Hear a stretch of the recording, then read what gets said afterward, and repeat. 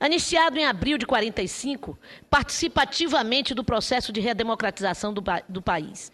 Com a deposição de Getúlio, são convocadas eleições gerais. O PCB é legalizado e ele é eleito deputado federal constituinte com expressiva votação pelo Estado da Bahia. Na Câmara dos Deputados, tem uma atuação marcante, despontando como um dos mais combativos parlamentares daquela legislatura.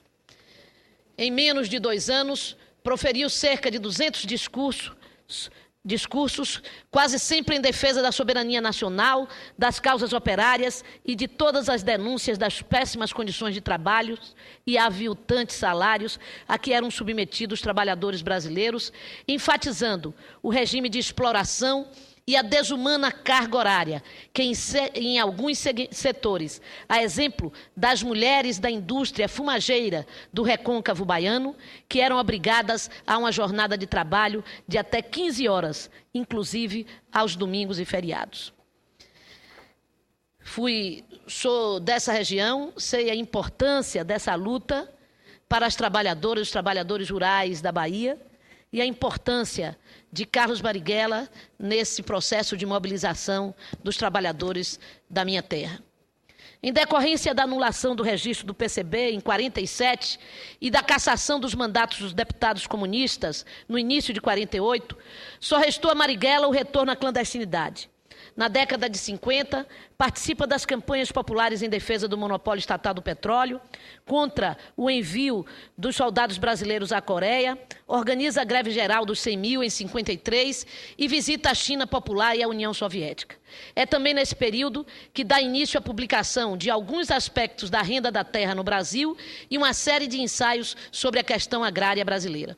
Com a eleição e posse de Juscelino Kubitschek em 56, o país experimentou um período de estabilidade política, somente interrompido pelas revoltas militares em Jacarecanga e Aragarças, o que possibilitou ao PCB atuar sem ser reprimido. Sucedendo Getúlio, assume Jânio, que renuncia,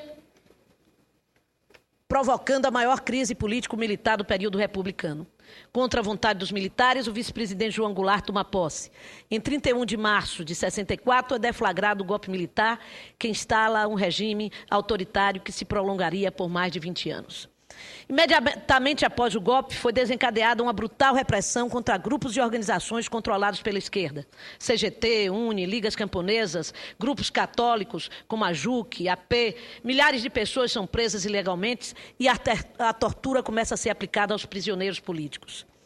Em 65 e 66, escreve e publica os livros Por que Resistir à Prisão e a Crise Brasileira. Nesse último, analisa criticamente a posição do PCB frente à ditadura e defende a opção pela luta armada baseada na Aliança Operário-Camponesa. Ignorando a orientação do PCB, em 67, Marighella viaja a Cuba para participar da Conferência da Organização Latino-Americana de Solidariedade, OLAS. Via telegrama, o partido desautoriza sua participação e o ameaça de expulsão. Marighella, declarando que não precisa pedir licença a ninguém para fazer uma ação revolucionária, pede afastamento do partido. Outros militantes abandonam o partido e aderem à proposta de Marighella. Inicia-se, então, no Brasil, a luta armada contra a ditadura. Capturar Marighella, vivo ou morto, tornou-se, então, uma questão de máxima prioridade para o regime militar. Mais ainda, tornou-se uma questão de honra. Cartazes de procurados foram espalhados por todo o Brasil e sua perseguição envolveu toda a estrutura dos órgãos de repressão até seu assassinato em 4 de novembro de 1969, na Alameda, Casa Branca, na capital paulista. 10 anos depois, com o advento da Lei da Anistia em 79, os restos mortais de Marighella são levados para Salvador e sepultados em um túmulo projetado por Oscar Niemeyer. Neste ato, uma comovente mensagem de Jorge Amado, também integrante da bancada comunista de 46, é lida para uma multidão de baianos presentes